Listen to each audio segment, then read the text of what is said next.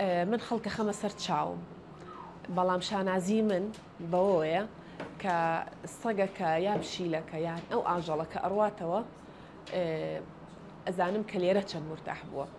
ئێمە هەموو جۆرە چارەسەرێکیان بۆ ئەنجامەین، تەنانەت بڵین کاری سەرجریشیان بۆ ئەەکەین، عملیات هەر جۆرێکیان پێویست بێ ئەوانەشیان بۆ ئەەکەین، شتن و تاشین و پاکردنەوەیان زۆر مهمە، ئەوانەش هەموو لەگەڵاکی.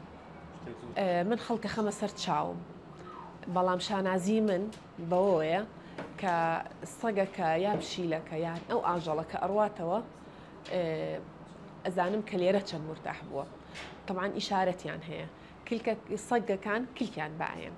من شانازی بۆ ئەەکەم کە سەگەکەیەتە باوەشم و زۆر جار خاوەنەکەی پێمەڵێ دکتۆرە خۆ من هاتوون بەدوایە بەس ئەو توی زیاتر ئەوێ منی زیاتر ناوێ ئەو ڕاهاتوە لێرە ئێمە لێرە خۆشەویستی ئەینی و ئەزانێت ڕاستیەکەی من پێویستم بە ئەو کلک بایانەیە زۆر زیاتر ئەو بۆ من سپاسە نەک لەوەی کە کەسێک پێم بڵێ سپاس.